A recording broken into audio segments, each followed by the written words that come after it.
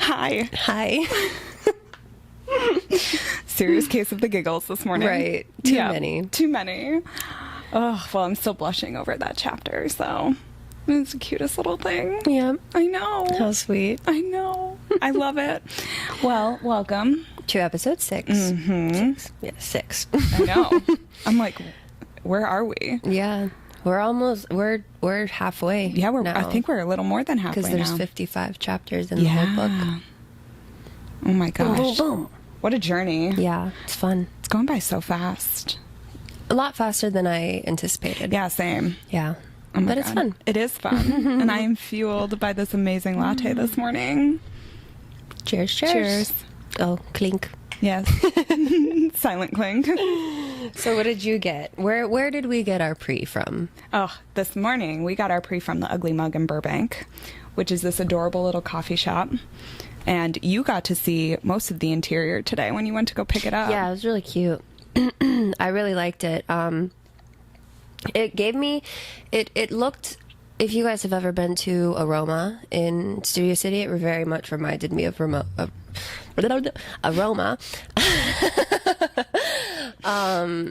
Yeah, it was really, really cute. It had definitely more of like it gave me more of like Little House on a Prairie sort of, I don't like using the word vibe, but vibe. There you go. And like the old kind of American mid-country sort of decor. They had a cute little one of those like 1940s, or I don't know when the TVs came out, but it looked like 40s. Like wooden little TV things, and they were playing we'll just say vintage. Oh my God. Really showing my age right now and my knowledge, clearly.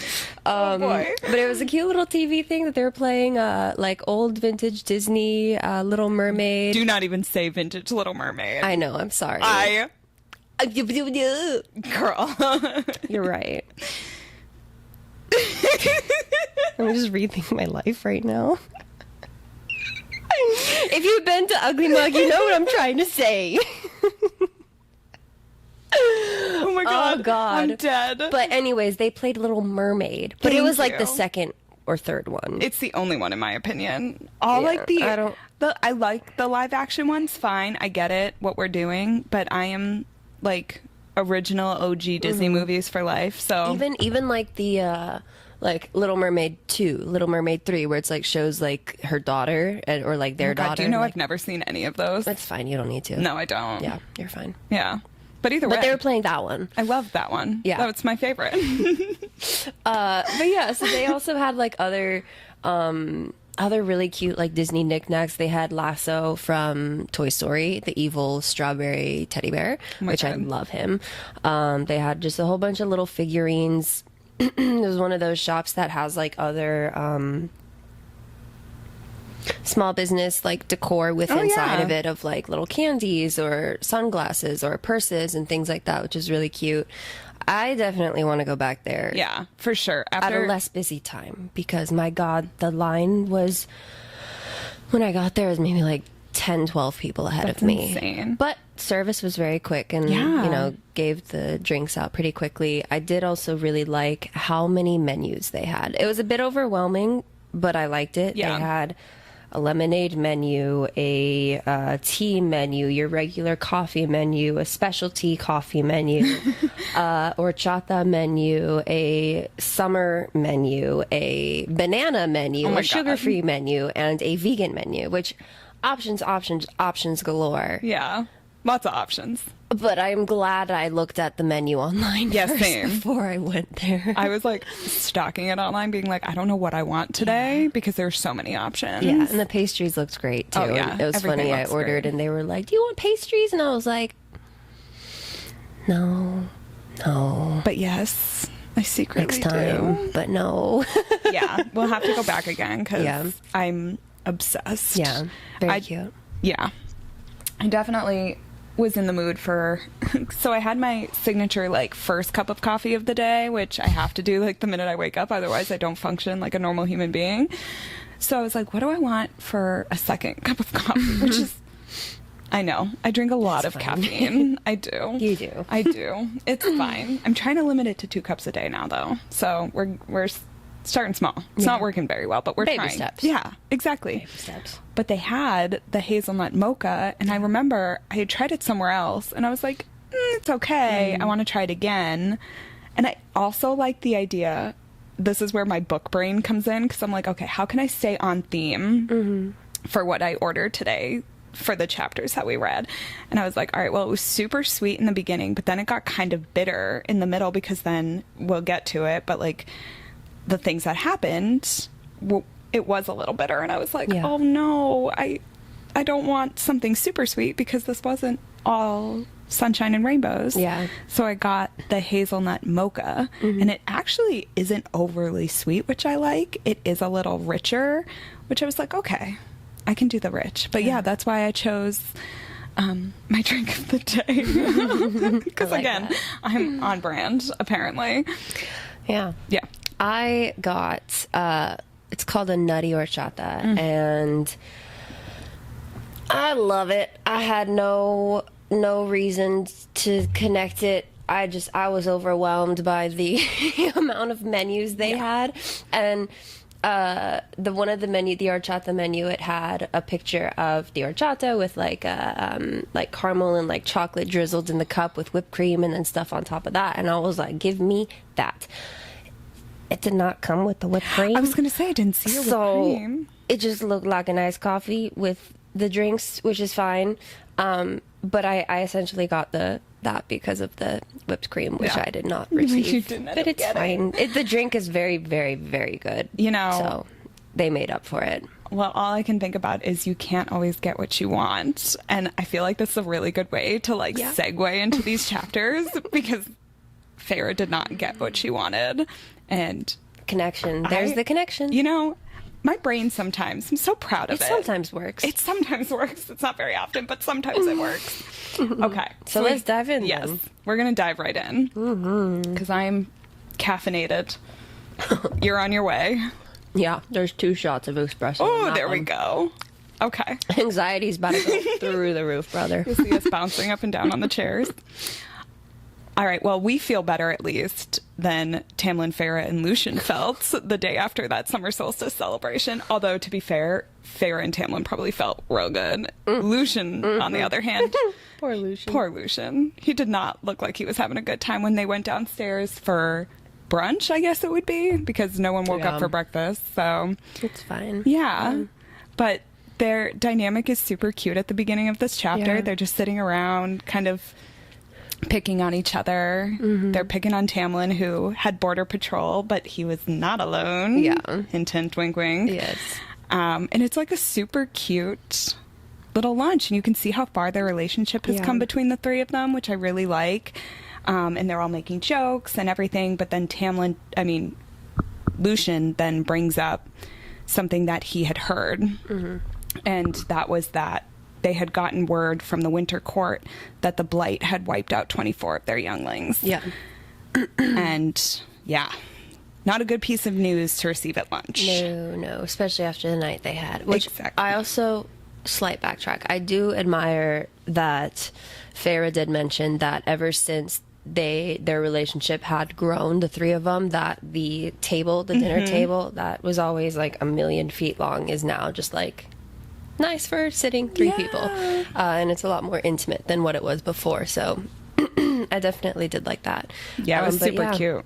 The Blight making its way down, no bueno. Yep. And at least to Farrah's understanding, because she doesn't quite understand truly what's happening or what this Blight is, it's very much like, well, shit. Is the Blight going to come to us? How quickly is it going to come to us? Is it going to come to the human realm? Yep. Because I still got my family down there. They were warned by Tamlin if anything were to seem awry to leave, but how will that look to the humans? How will that look towards my family? What's going on? Yeah, she has no idea. No. She has no clue. And they can't really tell her more, because as they're discussing this, Tamlin has a very visceral reaction to something that no one else hears at that moment. Yeah. He stands up, he shoots up from his chair, and he tells Lucian to get Farah to the window. Yep. So now all of a sudden, Farah's being squished by Lucian. He doesn't even hide her behind a curtain, she says. He just squishes her to the back. Yep. And then she smells the tang of magic and realizes that There's footsteps. Yeah, boot footsteps on the marble, and it's more of a casual stroll. Yes. Yep. So they hear the casual stroll. Lucian is concealing Farah with magic, we find out. And Tamlin takes his seat and proceeds to put on a lovely mask of just chill. Yeah. And then our favorite man of mystery makes his entrance. And that quite another entrance. This guy knows how to make an entrance. Oh, he's amazing. He is. So great. And you can see that they have a relationship because Tamlin immediately calls him Rhysand. And Rhys is like, is that really how you're going to talk to me after all these years? Right. And you're like, how did these people know each other? Right. And what kind of relationship did they have that Rhysand, being that formal, is something that is not normal? Right. I guess would be the right way to say that. Right. Yeah, and even when Farah's slammed up against the curtain in between Lucian, and she realizes that it is Rhysand, she's like, oh shit, I know you. And I don't know if it says it, but I don't think, do Tamlin and Lucian know? Ooh, that makes it juicier. Yeah. So Tamlin and Lucian don't know that her and Rhysand have already met. Nope, they do not know. Yeah, brother. That's good. Shit's about to get juicy. So exciting. I know. And so Rhys decides to just keep pouring fire on everything. So he walks over to Lucian and starts basically picking on him. Yeah. And Lucian calls Rhys Amarantha's whore. And Yeah. So we finally get a name of she. So yep. she is Amarantha. And apparently Rhys is her whore. Yes. We don't know in what capacity that means. We don't know anything other than we find that that's very disrespectful. And Rhys is like, Tamlin, aren't you going to punish him? And Tamlin's like, no, I'm not. And yeah, so now you're getting all this juicy details. And as Rhys is walking around, Tamlin keeps asking him to go. He's like, leave, just leave. Rhys is saying that Amarantha's looking forward to breaking Tamlin. We keep hearing that over and over. And something about 49 years. It's been 49 years. We're like, what's been 49 years? Yeah. We have no idea. And Rhys is just casually strolling around the table. And he realizes there is an extra place setting at this table. Yeah. How they forgot that would exist, I don't know. You managed to conceal the girl with magic, but you can't conceal her freaking plate? Like, what are we doing, guys? I get it. I mean, Yes, I get it. And we needed it to happen, too, like, obviously. But at the same time, you're like, you're supposed to be these all-powerful beings. Yeah.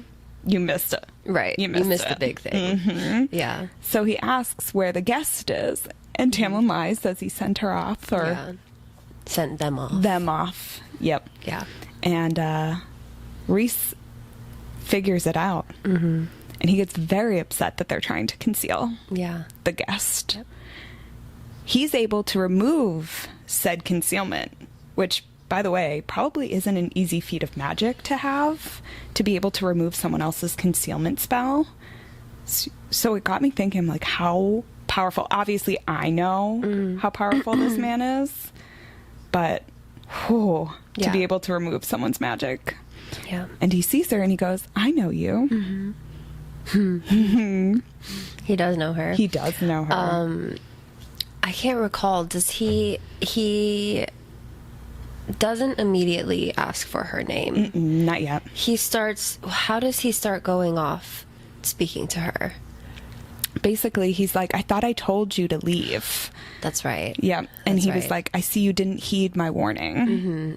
And she did not. But Farah seems to lose her tongue around Rhys. She can't seem to speak. Yeah.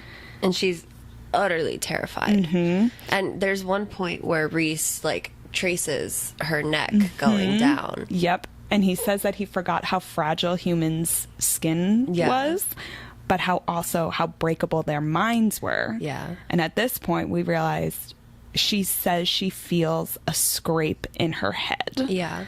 And it's coming from Reese. He's able to claw into her mind. Yeah. And she realizes that one move from him could shred her mind to ribbons. Yeah. And so, yes, she's terrified, rightly so. I would be too. And he proceeds to basically bully her name out of her. Yeah. And she decides to give a fake name. Yeah. And she gives out the name Claire Bedore, which Claire is a friend of Nesta, her older sister, another human back where they lived and grew up and everything.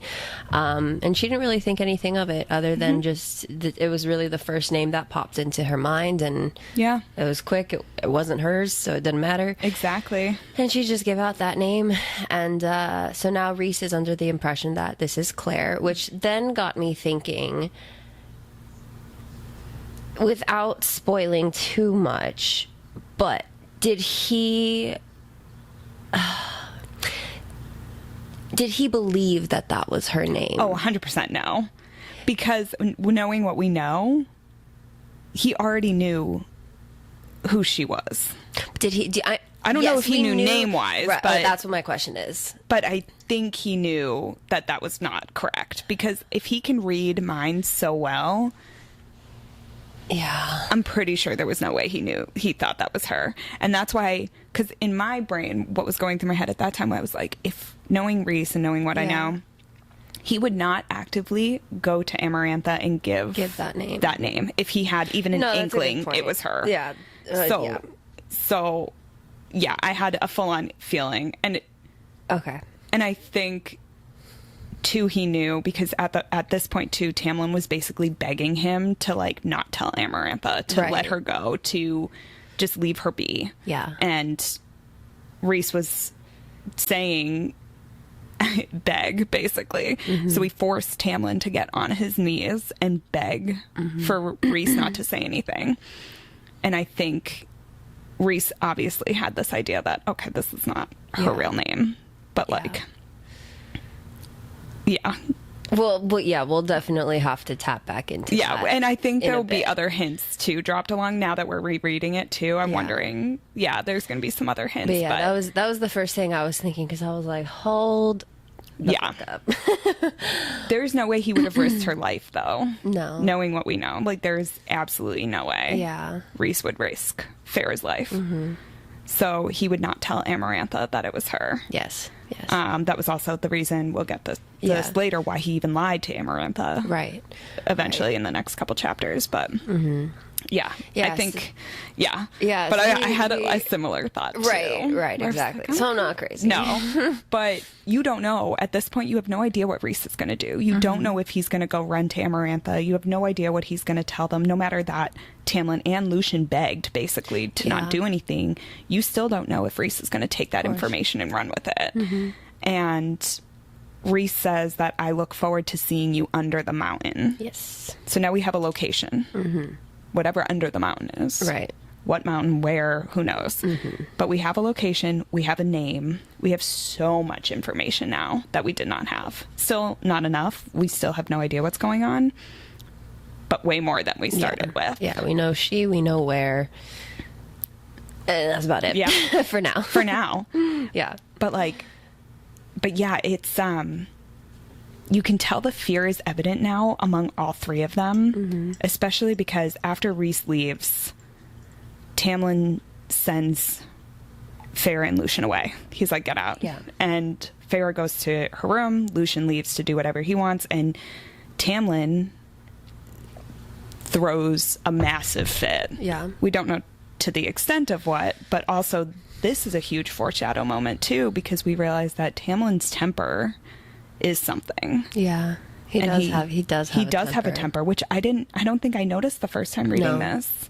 No. And Farrah keeps saying that she heard him basically destroy the dining room. Yeah. And she didn't want to go to dinner that night because she didn't know what would even What be the aftermath left. would be, Exactly. yeah. So I Red noted flag. that. I know, red flag. Let's not get involved with people who remember have, that. yes, who have serious tempers. But yeah, this was the first time I was like, okay, so future makes sense. Yeah, totally. But Farrah spends the time in her room and she's scared and she's staying awake. She doesn't know who Amaranth is. She doesn't know what the fate of her life is now or what Tamlin's life. She knows this is bad. Yeah. She knows Amarantha wants Tamlin for some reason. Yes. So she's trying to sleep but can't. And Tamlin comes in to see her. Yeah, so he comes in. They start talking, and he pretty much tells her that, you know, I'm going to be sending you home. Yep. And I'm going to be sending you home tomorrow. And so, first thing, Farrah, I mean, it's very obvious that she's starting to develop some sort of feeling for him. So she's not automatically like, what? No, I don't want to go, you know, and especially not tomorrow, you know, like why so soon, please, like essentially kind of begging for him, please don't send me away. I don't want to go. I don't want to go home, that sort of thing. And then he's kind of just, still gonna go, you know, that sort of thing. But it turns a little bit more romantic.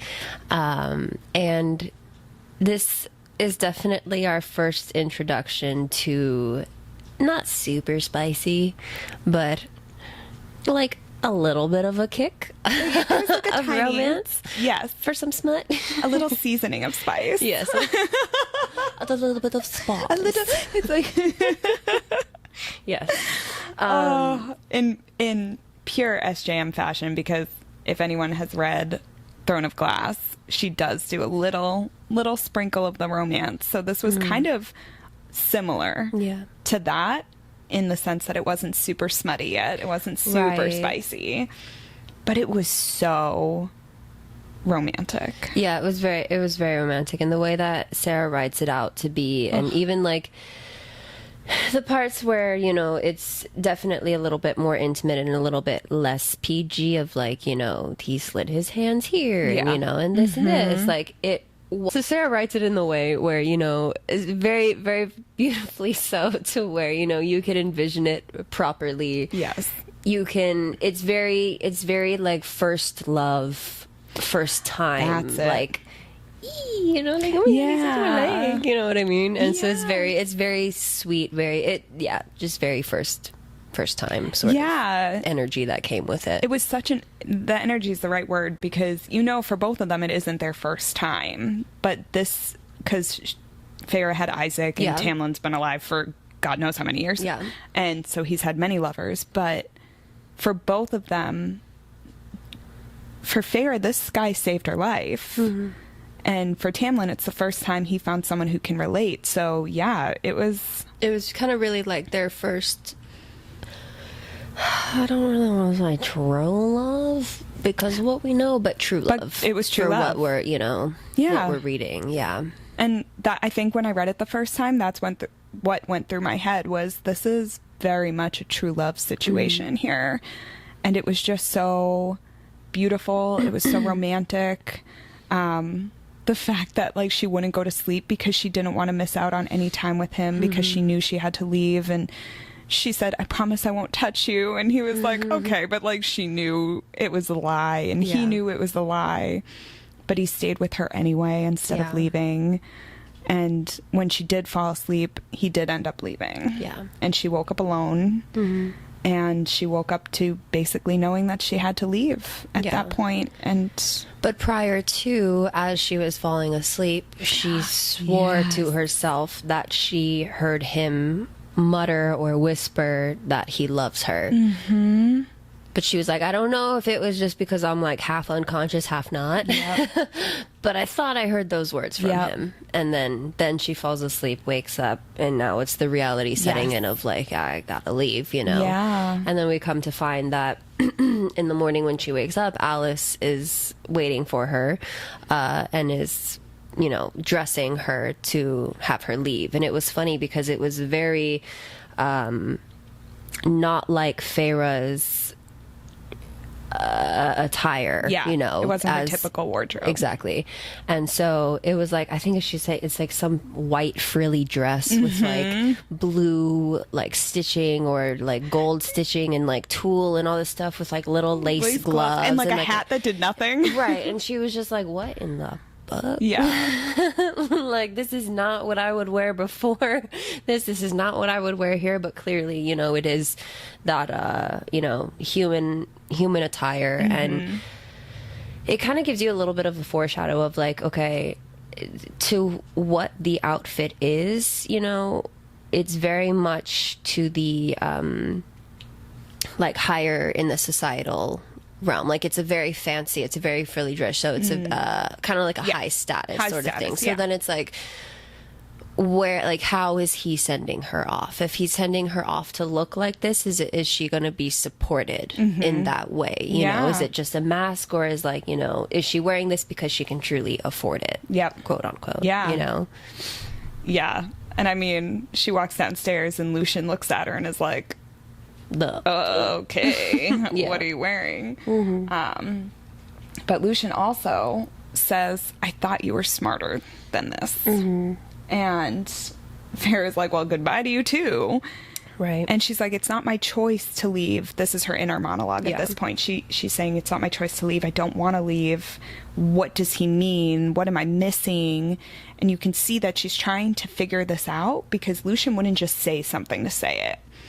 And Lucien goes down and starts arguing with Tamlin about this whole thing. And it's like, can't she stay for a few more days? Yeah. And Tamlin says, this is my decision. This is final. I'm not moving on this. Yeah. And you're wondering, what is the rush? Why does she need to get out of here so bad? Is she at risk because of Rhys? What is happening? Is the blight really going to make it in the next few days? No one knows. So there's a carriage waiting for her. She walks down to Tamlin. She knows what she feels. This is the part that killed me the whole time. Was like, Feyre knew exactly how she felt and what she wanted to voice to Tamlin, but she could not get herself to do it. Yeah. And she tried to argue with him. She tried to get herself to stay a few more days, and he said no. Put her in the carriage. And as he leaned in the window, he said, I love you, again. And Feyre just couldn't say it back, because in her head, she was like, what if he's alive for how many other years? What if he finds someone else? I'm only human. What if, because of my short lifespan, I hold him back, or I'm not enough for any of these? And all completely very valid. Logical. Like, you don't want to be vulnerable with someone if you have this fear that they're going to leave. Of course, that's terrifying. And she has very valid reason. She is human. She does not have a long lifespan. Right. He is immortal for the most part. Right. He's not going to die anytime soon. Yeah. Fear's super valid. Yeah. But as she's leaving, she says she doesn't look back. I think that's what she says, right? Yeah. Yeah, so she doesn't look back. And she's in this carriage. She goes into the forest. And then the minute they cross the wall, she again senses the tang of magic and falls asleep. Yep. The next thing she knows, she hears like cobblestone, the horse's hooves on cobblestone. And she wakes up to this like driveway she's never seen before. And she sees Elaine and Nesta come out. And their reaction was gold. Yeah. The fact that they both sit there and curtsy for her, don't recognize her. And Elaine is like, welcome. And she goes, Elaine, it's me. Yeah. Also, loved the audiobook version of this because the voices were fantastic. I think. Yeah, no, I like it. I do too. It's growing on me. Yeah. But yeah, so she arrives. Elaine and Nesta do not recognize her immediately. Yeah. They're both shocked. The first thing they say is, Aunt Ripley dead? Yeah. And also, did she leave you her fortune? Right. Which you then realize, as the carriage man is unloading all of these trunks, Feyre is fucking rich. Yeah. Like, Tamlin hooked her up. Dude did not disappoint. And yeah, so luggage and luggage and luggage Yep. is unloaded with this massive fortune. Yeah. Her father is super thrilled she's there. They decide to throw a ball in her honor. And Feyre's not thrilled to be there. The thing that's going through her head is her regret and her not listening to the Suriel. Yeah. And that's the thing that keeps bothering her, is that she did not stay with the High Lord like she thought she was supposed to. So as her father is now counting her fortune, as Elaine is showing her her gardening, and Nesta's doing what the fuck. Nesta's just lingering in the garden, though. No, because I like Nesta's whole approach to this. Because, like, right when she gets there and, like, you know, they say hello and they realize that, you know, Feyre's back, and oh, that must mean, like, that Aunt Ripley died, or poor Aunt Ripley died, blah, blah, blah. And it's written to where, like, Elaine's, like, very excited, like, oh my gosh, you know, blah, blah, blah. Where then Nesta's just, like, very straight-faced, just watching. And it's very unsettling, because it's like, you know something. Oh, immediately. Don't know what you know, but you know something. Yeah. And you're very strict poker face, very much like, I fucking love Nesta. I love Nesta. I had a newfound respect after reading these chapters for Nesta. Like, yeah, so you definitely know, like, it's such very, like, I mean, I'm not a sister, but I can imagine, you know, I know you're a sister, like, where it's like older sister of, like, you know, not I don't know. No, I know exactly. You know what I'm trying to say? It's very much like oh, we know. Yeah. If you're a sister, you probably know. Oh, we know. You know. We know things. It's like a sixth sense when it comes to our siblings.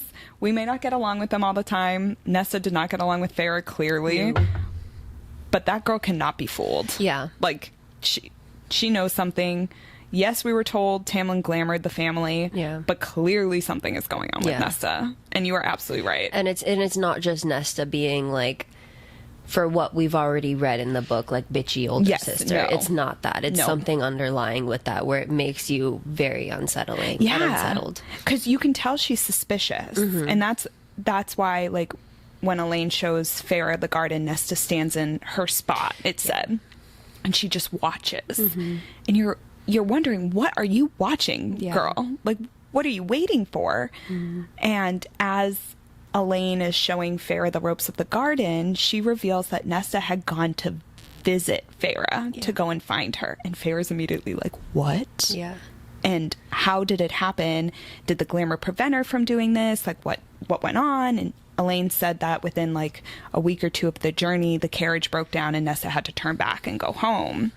And you're just like, was it that, or was it from something Tamlin did, or was there, like, another reason why Nesta turned around? But how much does Nesta know? Right. And Feyre's like, she can't know anything, though. Right. And she fully believes that there is no way Nesta could know anything. Yeah. But I'm wondering the same thing. I'm like, dude, how many eggs, like, all these little nuggets were dropped that I never noticed. Right. Totally. And so after Feyre's dad counts all the money, which then you find out, to backtrack, Elaine also talks about how the money came to be. Yeah. So you find out that this unexpected visitor came to the cottage looking for Feyre's father to help him with an investment. Feyre's father ended up doubling this guy's investment, to which now he was making a ton of money, and that just blew up their dad's business. Right. The ships that they thought they had lost all of a sudden returned. With all of the fortune with it. Exactly. Everything was intact. And then some. And now he's getting clients left and right. They're making a ton of money. They're like socialites in this social scene. All this stuff is revealed. Elaine also says that it's been hard because no one acknowledges the fact that they were poor for the last 8 years. Yeah. And so it feels very fake to them. Of course. Which is uncomfortable. Yeah. And especially for Nesta, who is now apparently basically saying, I don't want anything to do with these people. She's refusing invitations. And that also got me wondering too, because I'm like, that doesn't sound like something Nesta would do, because she wanted so badly. That's all she wanted when they were poor. So why doesn't she want it all of a sudden? What is happening now? Yeah, I think there's definitely like an underlying thing there, which we'll probably uncover a little bit later. But then also, I like that it's kind of a subtle message from Sarah of like, the grass isn't always greener on the other side, and I feel like as humans, we tend to do that a lot in every aspect of our life, whether it be relationships, jobs, whatever it may be. Whatever we have, we always want more. But then when we get that, we're like, oh fuck, this isn't really that. It wasn't what we wanted it, And then that's why I like the saying where it's not the grass is always green on the other side, but the grass is green where you water it. I love that. And it's so true, because like with money, we always think, oh, money will buy you happiness, this stuff. Or all the stress will be gone once the money's there. But really, it's like, Fuck that. no, more money, more stress, more taxes, more bills, more expensive, But it's always going to be one thing or another. It's how you look at it. It's how, like you said, how you pay attention to things. Yeah. So I really did like that. That subtle I did too. message there from her. That's a great note, because I like that too. And I like what Feyre ended up doing with the money. Like, she took her fortune, she put it some towards her father's investment, and then she had him weigh out a bunch of money, she put it in some bags, and then she decided to go into town, and her first stop was to the cottage, where she realized how small this place was. But Elaine had said something to her where she said, I miss the cottage. And Feyre's looking at the cottage wondering how Elaine could miss a place like this. But also she kind of got it. I 100% understand that. I do too. And where you come from. The saying is like, you can't avoid where you come from, or and they survived. But also they only had each other. But it was dependable.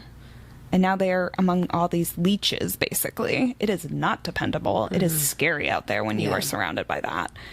But yeah, it was a beautiful moment for Feyre to see that cottage, to see how far she's come. And then she wanders into town, and she starts giving out these bags of money to the poor. And she says some refuse, but she leaves it anyway. Some don't even acknowledge it and just take it and just go about their lives. But she didn't want anything. She didn't want any recognition for it. She just wanted to do something with the money. And I thought that was really beautiful too. Totally. But yeah, so as she's walking back, she bumps into Isaac, who is now married and with another woman. And I like that she was saying there's no jealousy, no nothing. She looked at it as a sense of gratitude. How when she was with him, she saw him as a boy, but for whatever he went through with this other woman, he was now a man. And, it was very, like, he not only, not only was that internally, but like he walked it. He, he walked his walk. He looked like a man. He didn't look like a boy that she would just, go and have a little fling with here and there. Like, he had that presence of growth with him. And now he had this woman with him. And there's a quick, like, acknowledgement of each other, very much of like, you see across the way and you're just, just a sense of gratitude and whatever. So that was very nice, I think, and not that they had like a lot of trauma or anything, but probably very healing for the both of them. Because she grew too. So not only, absolutely, yeah. And I imagine too on Isaac's side of it, he obviously didn't get any like. Maybe he just got like fed the glamour story of, Feyre went to Deerport with. So what does that mean what did that mean for him if he did truly like her back then or whatever, and then all of a sudden she's gone, he probably dealt with some pain then. So then seeing her or falling in love with another woman, then seeing her and then that gratitude to it. It was just a nice little cleanup of okay, this was handled, they're moved on, they're good, they're happy. Exactly. Like a chapter closed. Exactly. Yeah, I loved that too. And I really liked how you could tell how far both of them had come in that. And that moves on too in this chapter, because as she goes back home, or to her father's home, I can't even say it's her home, as she goes back there, she's fiddling in Elaine's garden. She's trying to keep herself busy. She doesn't know what she's doing, and Nesta confronts her. Juicy shit now. Yep. Oh my God. Yeah. What a way to do it too. Yeah. And she says, Nesta reveals that the glamour did not work on her. She says, whatever he did, it did not work on me. And I love what Farrah says. She says Nesta has like an iron will and that she was made differently. Yeah. And holy fuck, guys. This is a spoiler for the entire series. Yeah. But that wording is unbelievable. That was insane foreshadowing. Just made. Made. That's all you need to know. Just made. But I loved that. She was made different. And also that her iron will is what prevented this glamour from working. Right. Worked on everyone else. Everyone else. But Nesta, nothing. Yeah. And she goes, what do you think it was like for me to watch our father and my sister crying over you to all of a sudden, nothing? And what would that be like? She thought she was losing her fucking mind. She thought she was going insane. I can't even imagine that. And then when she realized, she found that she gives Farrah this piece of wood from the table that had the painting on it. And she goes, that's when I knew I wasn't insane, because that table had claw marks, and that one was never there before. She was like, I was right. God, And you realize how much fucking will this girl has. She's fucking cool in my book at this point. I love her. I did not like her at all the first time I read this. Yeah. Oh my God. Once it, you can just read the expression on her face and her body language right now. But, you know, obviously throughout the series it was very much fuck Nesta, blah blah blah. But then reading Silver Flames, I was like, wow, I love this woman. But even now, rereading book 1 again, what you learn in Silver Flames, which we won't spoil too much of, but you know, she's experienced a lot of loneliness, and I can understand to an extent what she feels, and I feel like I related a lot by reading that book to her. But especially for you, you know, with you and your sister, you know, being the older sister too, having those pros and cons of that. But then it's really just like, she's felt a lot of loneliness within her life. Yep. But holy fuck, dude. Yeah. What she must have felt in this situation. Yep. Whoa, like, it's crazy. She's being gaslit by a fucking fairy. And yeah, no, I have so much respect for her, and we could go on and on and on. But like, this also brought me to like, so Nesta now asks Farrah finally realizes, let me rephrase this.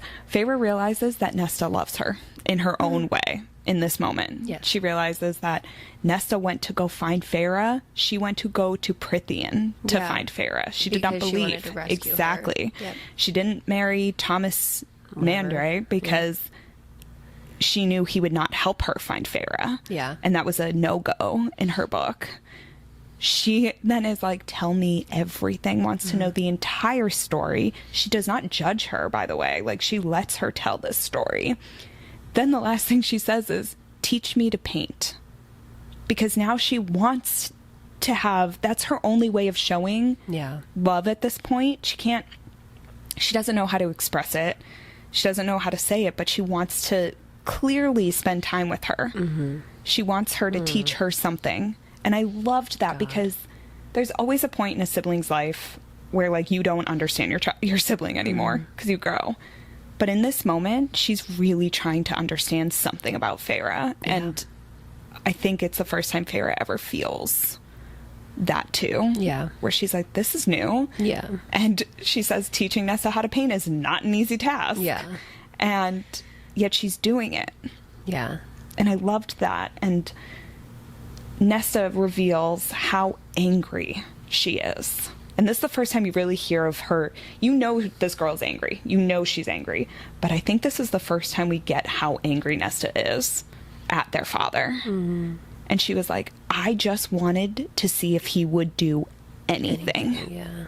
And Farrah was like, well, I had to go hunt for us so we didn't starve. And she goes, we wouldn't have starved because you would have done this. But I wanted to see what he would do in case we did. Like, and I love that because Nesta's also admitting Farrah did everything. And Nesta even tells her, she's like, I hated that you did that. Yeah.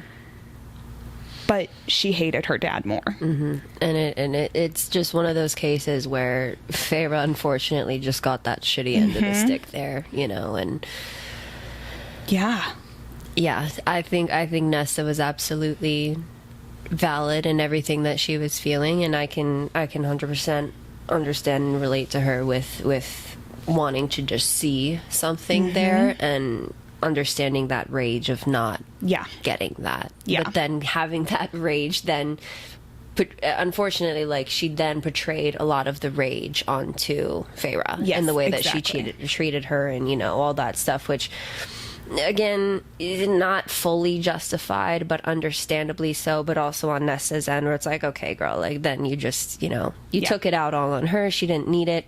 It was just one of those unfortunate situations. But I think it definitely cleared up a lot of misunderstanding that Nesta gets as a character throughout the entire series. Oh my God, the entire series. It's so much. And then for her to be like, for her to say, I hated him because he did nothing. He did nothing for us. He did nothing for our mother.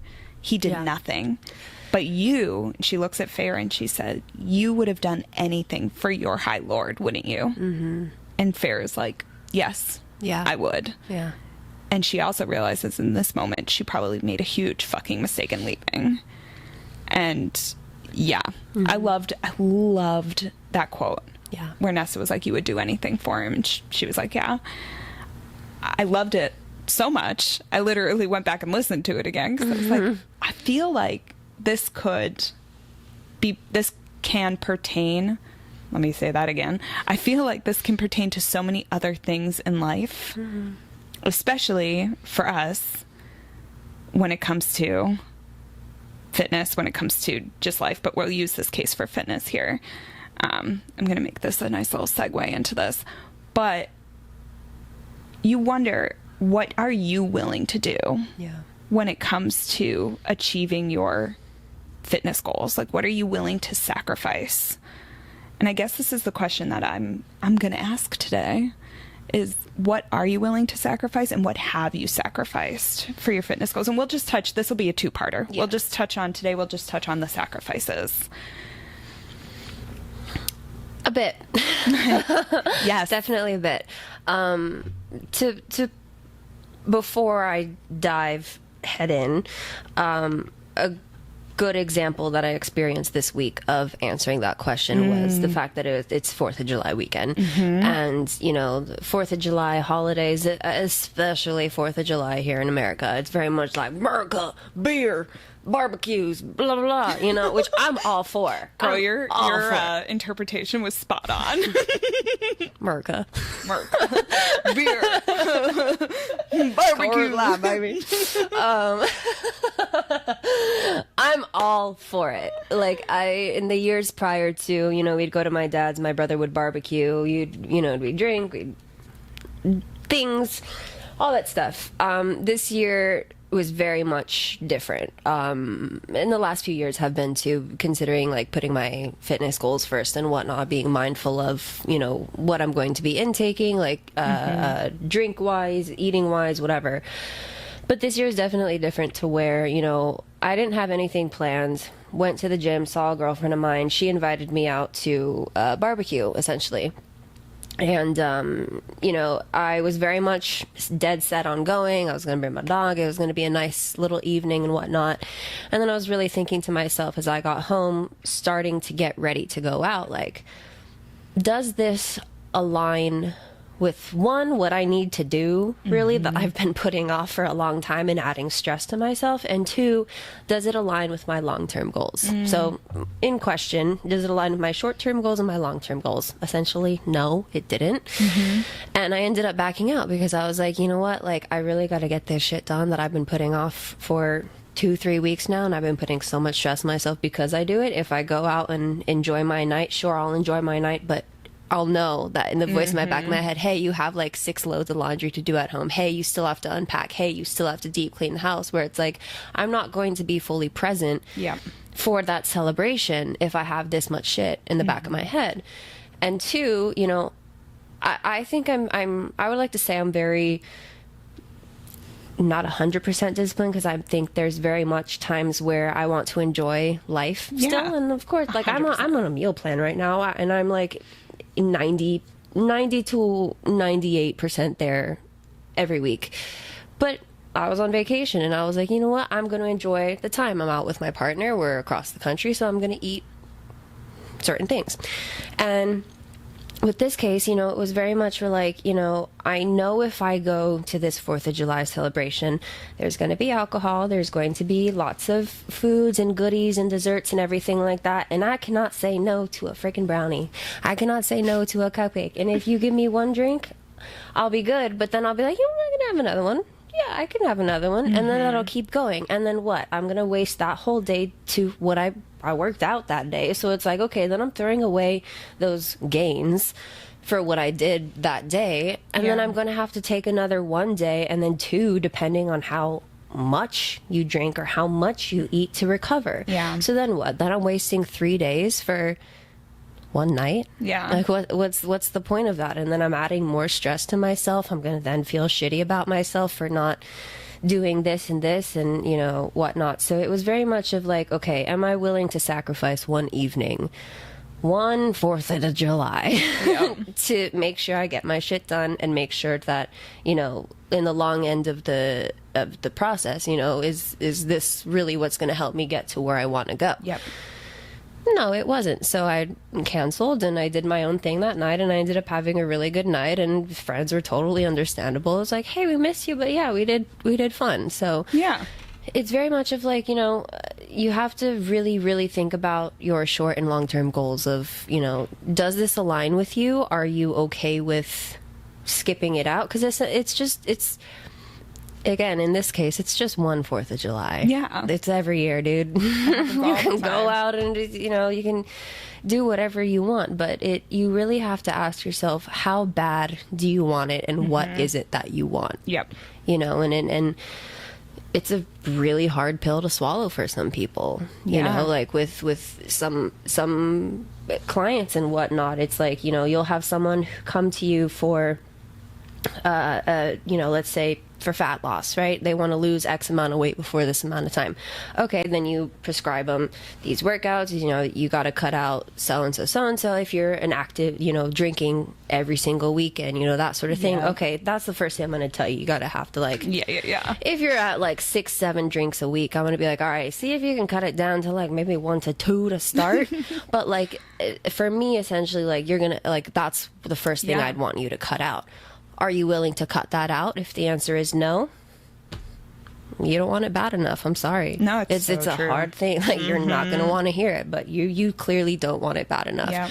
Or, you know, if you are willing to cut it out, okay, sure. It's going to take steps, of course. Yep. You know, and for those, you know, who have that more of an addictive personality or do classify as, you know, addicted to certain things, of course it's going to be hard, and I will be with you every step of the way, because I can understand to certain extents, but everything's fucking hard, dude.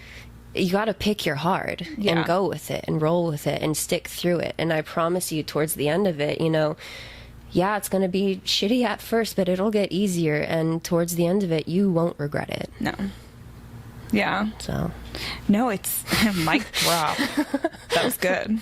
That was a good mic drop way to end it too. Right? I don't. It was interesting because I don't know if I ever had a ton of discipline or a ton of the desire to make all these sacrifices when I was younger.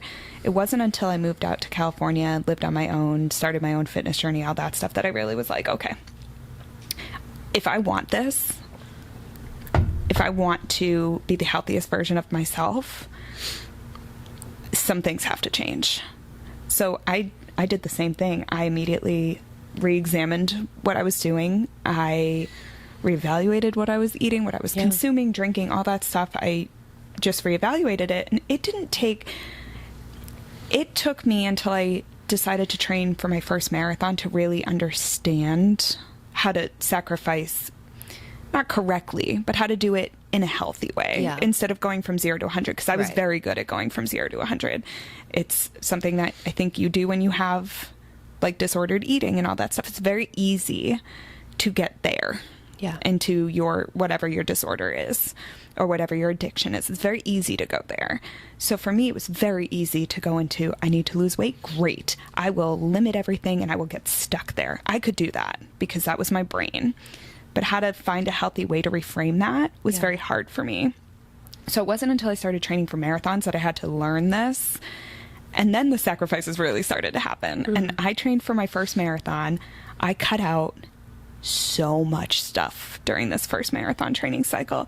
I didn't drink at all for the entire time I trained because I knew I had to wake up every morning at the ass crack of fucking dawn to get a run in. Yeah. Saturdays were my long runs, so I sacrificed my Friday nights. I stopped going out to this day. I still don't really go out on Friday nights because I know I have to wake up Saturday. Yeah. And Saturday is my long run day. And I will not, at this point, it's just like, everyone knows. My friends don't care. I don't care. We can go out Saturday if I want to. Yeah. But I know Saturday morning at 7 a.m. I will be in Griffith Park with my run club running however many miles is on the schedule because that's what's important to me. Yeah. But I lost a social life. I lost some friends and I had to. Yeah. This was a learning process. Totally. I had to go through a really bad down phase where I had to understand how bad my eating disorder was. And then I had to, which sounds weird, I had to sacrifice my eating disorder, which is actually a good thing.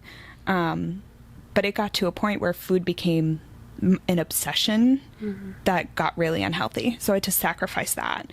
And I had to relearn that. And that, in the long run, has saved my life. Yeah. But I started trying to really figure out what worked for me. And learning to say no was very hard, especially moving to LA knowing no one.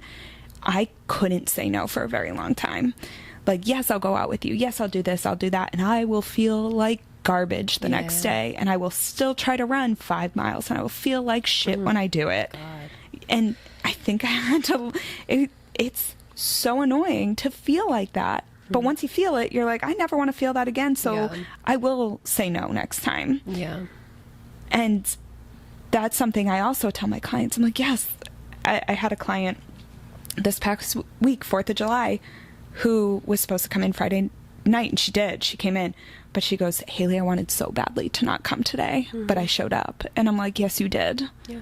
You got back from your trip because you went on a little 2-day trip. You got back, you came in, and you're here. Do you know how many people would not be here? Oh my gosh, yeah. So many people would not be here. And use the holiday as an excuse. Yeah. And for her to be there, I, as a trainer, was so proud. Yeah. Because I know how hard that is. I know how hard it is to leave your friends after a few days together and to not go and be like, but we're still celebrating, and just to come here.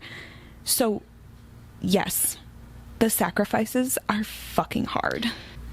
Sacrificing, especially, I think the word sacrifice is something that's hard with a lot of people. Yeah. So the next part of this, we won't talk about it right away, but I think it's important to teach how to reframe this word. Yeah. And that's something we'll get into next week. So don't worry. We'll talk about that on next episode. Yeah.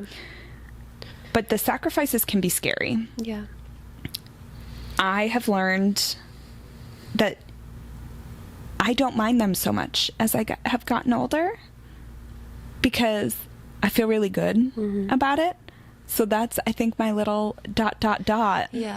kind of transition into how we can reframe. And that's something we'll touch on next week. Yeah. One thing I do want to throw in really quick, when it comes to sacrifice, because I definitely... when it comes, how you said we lose people when we do that. Oh, yeah. So, not before, but so I don't go off too much. I'll give another example. I used to be big in the rave scene, as we talked about, like with EDC in the past before. I was doing shows every single weekend, 2 nights in a row, especially before my boyfriend went off to deployment. We were hitting literally maybe like 8 to 10 shows a month, which is a lot. Yeah. And you know, I had my rave group friends, I had my rave family there, and love everyone to death and whatnot. But it was a hard truth to be like, okay, once you step away from that scene or any scene or the going out scene or whatever, you kind of have to ask yourself, what is bringing us all together here? And for one, the music, 100% yes. We had a love for the art and the art for DJs and everything like that. Yes. Take the music away. What was there? Yeah. Drugs, alcohol. Yeah. That's about it. Yeah. That's really about it. The only times I saw those people were for the raves, never for anything else. If it was like a birthday celebration, it was an Airbnb to get fucked up. Yeah. And then it was like, okay, this is not, it's just, these are the party friends, you know, how you have your certain friend groups. These are the party 100%. friends, these are the reedy friends, you know, that sort of thing. And so it was a transition, and it was difficult to have to step away from that, knowing that a lot of them are still in that scene, are still going to festivals and raves, which a lot of the time I'm like, fuck, I wish I was going, you know, that sort of thing. But then I walk into the gym and I see my true family there. And it's like, I have known these people for a couple years now, but these are people that genuinely want the best for me, that want the best for themselves. Yeah. Those are the people I want to be surrounded around. Yeah. It's all about growth. It's about living truly. Yeah. Take away the substances, anything like that. That's what it's about. And even if you're going to leave, to those who, you know, are finding difficulty with that or whatever, it'll be hard at first. Yeah. But you'll find your people. Yeah. No matter with whatever new thing you go into, whether it be fitness, whether it be reading, whether it be whatever it is, you'll find your people. Yeah. And I promise you, there's going to be healthier people out there for you too.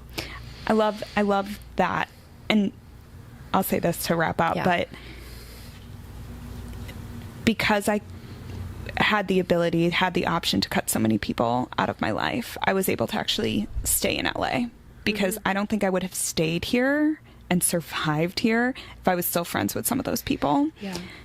I was able to find a running community that has literally, we all sacrifice the same thing to show up every Saturday, and we get each other. And it has been a lonely ass road for me. And yes, it may be lonely. Fitness for me has been very lonely up until the last couple years. Yeah. Because I felt I was doing it by myself for the majority of this journey, or I was doing it with a partner and it was a toxic relationship and I just wasn't supported. So I felt very alone, but I kept showing up because I knew what my goals were. I knew what I wanted so badly. And eventually I found my people. And that's, I feel like that's also something super on theme of this whole book too, is finding your people. Oh yeah. So we'll touch on that a little bit more, but oh my God, I love this topic, and I can't wait for next week where we dive even deeper into how we've reframed this. Yes. But I have to know, as I do every week, what was your thorn and rose for this week? Okay. My rose was when Reese arrived in chapter 26, where Lucian had to hold her up against the thing. I love me some Reese. And that whole time listening to it over, I'm like multitasking, listening to the book and doing other stuff. And then the whole time I'm just like, yeah. I was blushing so hard. So definitely that whole encounter, because you know you learn a little bit more about Reese and whatnot. Then you also see a little bit more of a darker side to him. Yeah. Which I do like a lot. And then so Thorn. Even though I want to say it would be like Farrah leaving, it was definitely a necessity that had to happen. So I guess we can say that. Yeah. I honestly, I think no. I'm going to have to say learning the true rage behind Nesta. Having that better understanding, but also with that understanding, having that understanding of being like, fuck, dude. Yeah, you know pain. You know the dark side of things. 100%. I can empathize with that. And it's just heartbreaking still. So heartbreaking. So I think for my rose, I'm actually going to have to go with Nesta on this, and just finding a love for her I didn't know I had. But also as a big sister, I related to her so much, and I don't understand why I didn't the first time I read this, because it's so potent, her big sister energy, that I was kind of surprised that it didn't hit me the first time. And maybe it did, but I don't remember it. But this time, man, I related so much to some of her feelings, and that was surprising for me. So that would be my rose for this week. It's just such it hit home. Then my thorn, honestly, I think it's because I know what I know, but my thorn is this is so funny, Tamlin begging Rhys, and also Tamlin not doing fucking shit when Rhys came in and started threatening Thera. Him just standing there bothered the shit out of me. And I don't think it bothered me as bad before, because I was like, Rhys is big and scary, but now it's bothering me. And again, this is probably a spoiler alert, but, you know, he just stood there and let Rhys, like... Sounds familiar. Yes!